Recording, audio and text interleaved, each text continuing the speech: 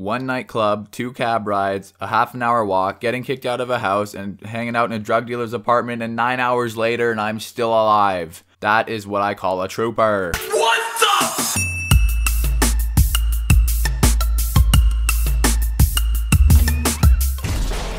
Hey, what's going on, guys? It's Brody with the Bro Man. Welcome back to another one of my videos. I'm sorry I haven't uploaded in like a week. That's kind of ridiculous. I just said in my last video that I want to upload more frequently, but this last week has been absolutely insane. And actually, 2 nights ago was the craziest night of my life. And today I'd like to share with you guys that story because it was just one ridiculous night. So anyways, let us begin.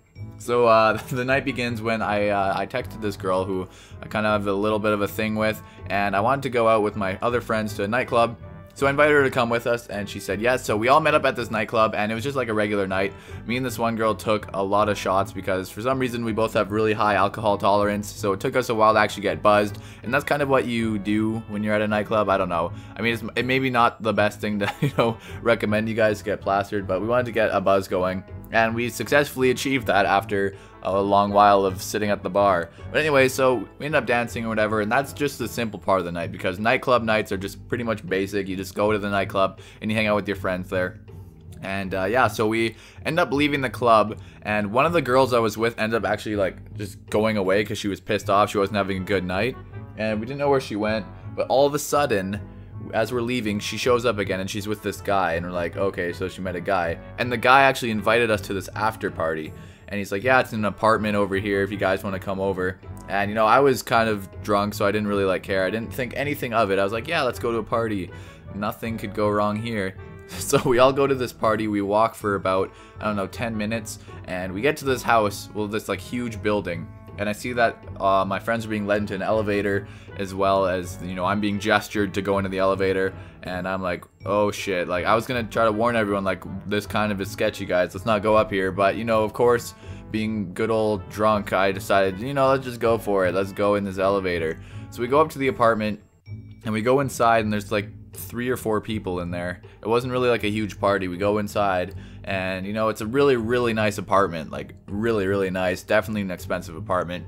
And there's a guy in there wearing like a blue muscle shirt, and he was really jacked. And then there was like a few girls in there that were like really hot girls, and I'm assuming this was a drug house for a few reasons because later on in the night we were hanging out there for a little bit. You know, we were just chilling, and one of the guys was trying to like fuck one of my friends on the couch beside me, which was like brutal. I don't know what was going on there. And then they were trying to get cocaine into the house. And I don't know about you guys, but I'm not a huge drug guy. I don't ever want to do any kind of hard drugs or anything. That is just not my cup of tea.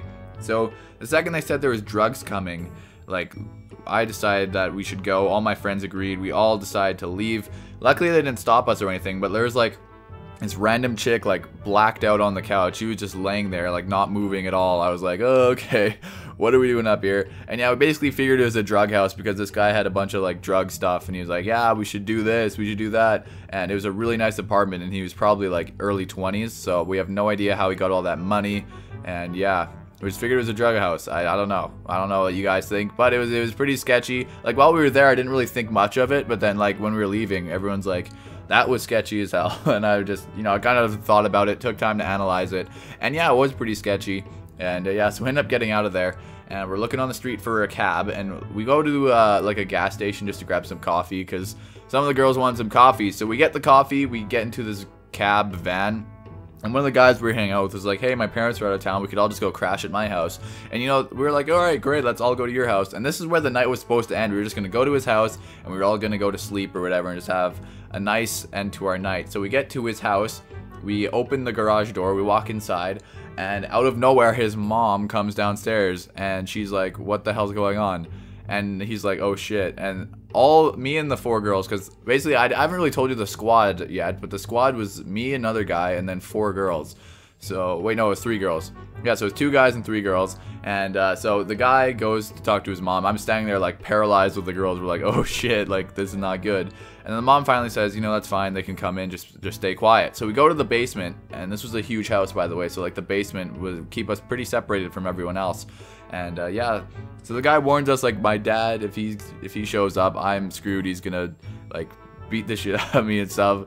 And so we're like, okay, we'll just try to stay quiet. But you know how girls are when they're drunk. They're very giggly and loud. So the girls end up making quite a bit of noise. And the dad comes downstairs and he beckons to his son and he says, come here. And he didn't look happy at all. And I was like, well, he's fucked. He's absolutely fucked. So we basically ended up getting kicked out of the house, and the guy came with us because he didn't want to stick around his own house to get, you know, his ass handed to him by his parents. So he comes with us and we go for a walk for about half an hour trying to find something to do. We finally realized we should take a cab and go to the girl I was having a things with house, because she was like, yeah, my parents aren't home. My little brother's there. I'm sure he'll be cool with it. So we end up going down this hill to like get to a parking lot for a grocery store, which is actually pretty close to my house. It was funny. And anyway, so we walk down the hill. My drunk friends are like stealing gnomes from people's yards, and I'm like, put it back, or whatever. You know, I didn't want people to get stuff stolen. Like that's not cool. It's not alright. And we keep walking down the hill, and there was like some old person's walker just sitting on the road. So one of them just like stole the walker and rode it all the way down the hill. And I was like, well, great. There's like, we're not getting that back. Like that's gone. So if you're watching this video and you lost your walker, I'm really sorry. One of my drunk friends stole it, and it's not cool. It's not cool at all. But anyway, so we get in the cab and we go to the girl's house. And when we get to her house, everyone just kind of like, we're all like at the end of the night, but at this point it was like 6 in the morning. We started hanging out at 11 at night, so it's been like 7 hours at this point, and everyone's just still like going crazy in the basement. And I was just kind of hanging out with the girl, like we were making food and stuff for everyone to eat, because you know the best thing to do when you're drunk is to eat. It helps. It does a trick. So yeah, we're eating food, and then everyone just eventually goes to bed, and we all went and laid down in wherever we could crash. So yeah, everyone just crashed that night. And it was a good night. Yeah, I mean, I'm still recovering from it because I only had 2 hours of sleep. We went to bed at 8 in the morning, and I woke up at 10:45. So yeah, it was like a 3-hour sleep almost. Pretty brutal night, but you know, you can't really have these fun nights without having to sacrifice your sleep and stuff like that. You know, you gotta make sacrifices to have a cool story to tell, you know? You just gotta do stuff. But yeah, a few things I would change about that night was the drug dealer's house. Like, I don't know, it could have ended up a lot worse for us, so I'm glad he was a chill drug dealer and let us leave, because yeah, that would have been pretty bad. But anyways, guys, if you enjoyed, remember, drop a like rating. I have a cool video coming out soon. It's going to be a challenge video. I know you guys wanted me to do one of those for a while, so it's going to be the chicken nugget challenge with a punishment at the end, so stay tuned for that. And yeah, it's going to be a really awesome video. I'm excited to post it.